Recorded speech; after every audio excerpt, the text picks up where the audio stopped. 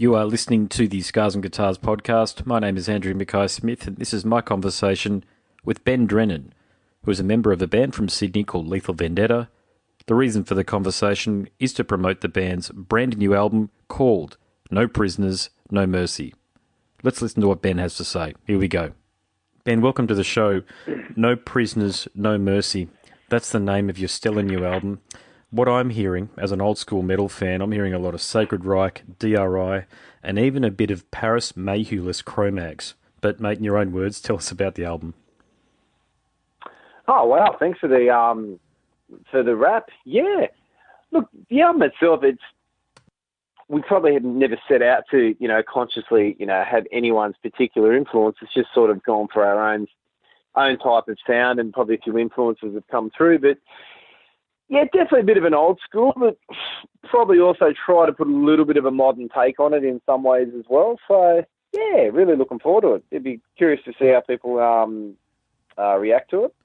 So what sort of feedback do you get when you play live shows? Do you get a lot of the backpatch and denim jacket crew coming up to you, head banging, shaking your hand for producing the sort of sounds that you get out there? Look, definitely, yeah. There's always a bit of a mix. You definitely get the patch jacket type, old school traditional metalheads. Particularly, also a lot of even sometimes people coming to gigs that you wouldn't particularly think are metalheads. You say, they're the lost, and then they're the ones out the front. They're moshing, but they're just dressed in everyday clothes. So no, it's an interesting crowd that's been coming out to the gigs lately. So it's good. Wonderful, mate. And where did you record the album, and who did you ask to produce it? We recorded at our Music Feed studio in St. Peter's, the old Megaphone studio. It's an old school studio, big analog desk, massive big wooden room for the drums, which is what we were after, because we basically we were trying to go for an analog style approach. Mm-hmm. We did it the old school, no click track, all the guitar cabs isolated in individual rooms, but we're all playing together, playing the songs from start to finish, and obviously took quite a few takes. Wow, but, okay. Yeah, wow, that's incredible. Yeah, to us it was more important. We wanted to try and capture that live energy and vibe rather than just trying to, for the sake of getting everything absolutely crystal perfect to a metronome and stuff. So it definitely does have a little bit of a live vibe to this album, given the way we recorded it. Okay. Tell us a little bit about the key influences for the band's members. So I take it you're all coming from very different places, and what do you guys talk about when you're sitting down after your third or fourth beer about the albums that you grew up with and the albums that inspired you to create the music that you do and even form a band? Oh, that's a very interesting conversation. Yeah, because we, for example, the other guitar player, Liam, yes, he's into a lot of the stuff I'm into, but then he's also into a lot of other bands that I probably wouldn't listen to as much. I just haven't got round to listening. Our singer listens to quite a lot of different, other type of bands and stuff. And the drummer's definitely, you can hear the old school influence in his drumming, the Dave Lombardo, Nick Menza, Megadeth, Slayer style drumming. And the bass player, even has a bit of a punk influence, rock influence with his metal. So, yeah, it's an interesting mix, actually, when we sit down and have a chat about different influences on songs and bands. Yeah. How did you guys find each other? Was it the standard recruitment process where a couple of you started the band and you just recruited members through various ads online, that sort of thing, or did you all already know each other? No, sort of like that. There's a few of us sort of started the band, and then, then we've gotten to know other people through the local scene and stuff like that, and that sort of, particularly in the last 2 or 3 years, and sort of a change of vocal. Brent come in and Liam on the guitar, and that sort of really solidified the lineup to, where we are today with how the songs are. So, yeah, a bit of both. Yeah, it's always lots of people coming and going in bands. So we've been very fortunate to have, quite a stable lineup for a few years. Yeah. Yeah, gotcha. Who writes the band's music? Is it a collective effort, or is it yourself that mainly spearheads a lot of the creative flow? Probably on this particular album, I've spearheaded a lot of the riffs. The vocals all done by our singer. But then a lot of it, when I say that, I brought a riff in, we'd bring it into a rehearsal studio, and then we sort of, with the nucleus of the song, and then it sort of evolves from there, one of the other guys will have a different idea or something like that, and then we'll try a different tempo or suggest, this isn't really working for the chorus, we need to try something like this. And so the songs are always constantly evolving to the point where we just get it and we're like, yeah, boom, that's it, we're done, that's where we want it. And, take it out on the road, test it out at gigs, see how it goes, yeah. That's a good question, actually. What venues around Sydney do you guys get to play? Probably the main one is, which is the heavy metal capital of Sydney, is probably Bald Face Stag.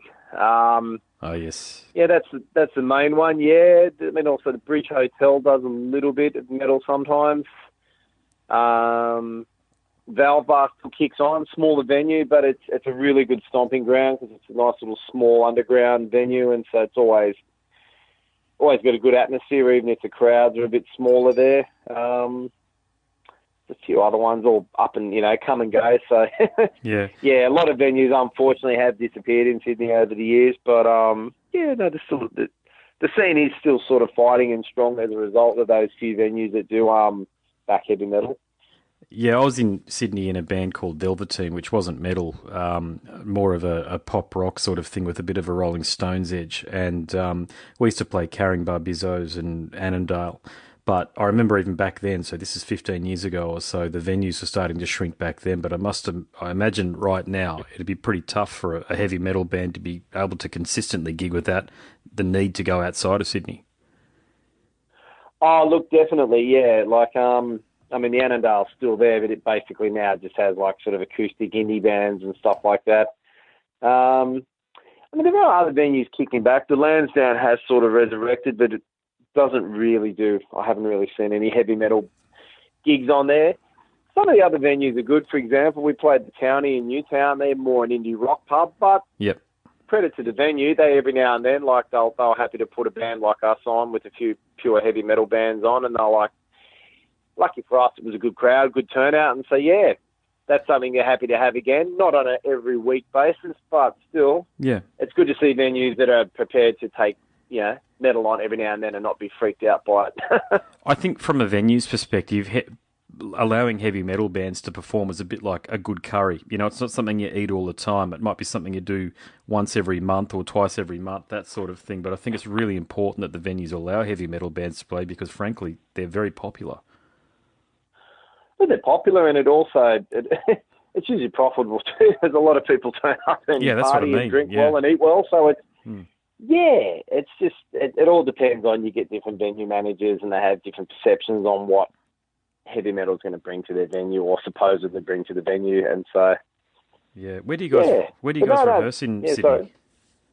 In Sydney, St. Rock Studios, out in Peakhurst. Okay, I'm not familiar with that one. I can't even remember the names of the places I rehearsed in Sydney now. I know one was in Alexandria or Zetland, the big one there. And where was the other one? There's one in Belmore. I can't even remember the names of them. Yeah, mate. You probably... Belmore, no, it's unfortunately closed down. I think one in Alexandria is closed down as well. So the gentrification of Sydney, some of these areas go, but there are other ones that have popped up. So yeah, that one in Belmore was fascinating because you'd be rehearsing us as an indie band and Tina Arena and her band would be in the room next door and just listening to the gun musicians that she had around her and her wonderful voice. Just incredible musicians and her voice playing. You thought, should I just give up now and just sort of go back to my job and doing whatever it was I was doing at the time? You're around all these wonderful musicians. No, never, you're right. But what was the other big one in Sydney? It was Troy Horse Studios. Is that still there? I think Troy Horse is the one that's closed down, yeah.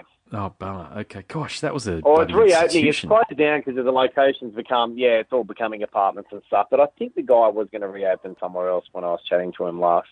Yeah. Okay, gotcha. All right, mate, back to you guys. So, future plans. Has there been interest offshore and even interstate? Of course, there'd be interest interstate, mate, but overseas I'll focus on for a tour or just get over there for a showcase? Look, it's something we're still working on at this stage. We're probably quite a bit happening in Australia at the moment. So we do have a couple of things actually potentially lined up for later in the year. It's just always, obviously, being an independent band, everyone's still got to work, Monday to Friday or Monday to Saturday even. And so trying to make sure that everyone's available for all the shows and potentially overseas stuff is always a bit of a juggling act for a band such as ourselves. But, plenty happening in Australia. Look, overseas, it's something we're looking at probably later in the year, early next year. Okay, rightio. Have you got some places lined up? Are you going to New Zealand, or is it further ashore than that? Oh, nothing locked in it. Nothing I can sort of really lock in at this stage. Okay, gotcha. Just some interest, yeah. Gotcha. Been in discussion with a few promoters, but nothing concrete as yet, so don't want to jump the gun. Do you get, like, on social media? I'm always fascinated by the sort of feedback that bands get. So do you get a lot of feedback from fans, regardless of where they come from, and what sort of messages do they send to you guys? Generally pretty good. You always get the odd grumpy old man who's someone, I think we got one there for the first year. Absolute shit. Give up. So we don't know if it was one of our friends' dads just being funny or something like that. Right. But, by and large, pretty good. I think with social media, there's so much music coming in your face. If people aren't interested, they rarely bother to comment. They'll sort of usually only make a comment if they're interested or they rate your music. So, it's been pretty interesting so far what we hear. I mean, even the analogies people compare to a such and band or us, come play a show in their town. I'm like, oh, wow. So, social media definitely has a place these days. Obviously, there's a lot of music on the internet now, so it is hard to sometimes cut through that.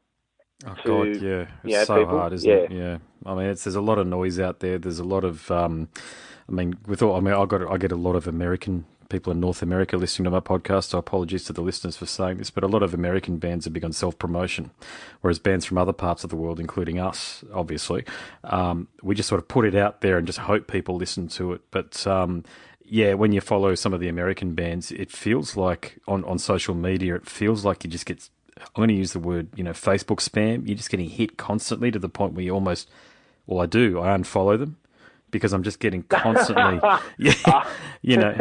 Look, I know, I totally. Even with our own band, sometimes when you're putting stuff up, you're like, no, really, but should I post that gig again? People are going to go, fuck these guys, it is.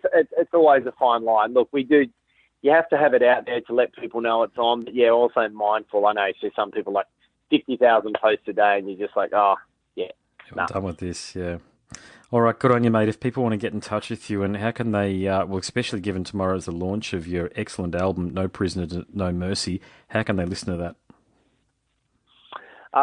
Probably the best thing to do is to look via our Facebook page, Lethal Vendetta, or if you go to our website, lethalvendetta.com, there's links straight to our online store, SoundCloud, YouTube channel and everything like that. And, can keep in touch that way. Wonderful stuff, mate. You are listening to the Scars and Guitars podcast. My name is Andrew Mackay-Smith, and that was my conversation with Ben Drennan, who is a member of a band from Sydney called Lethal Vendetta. Thanks so much for listening.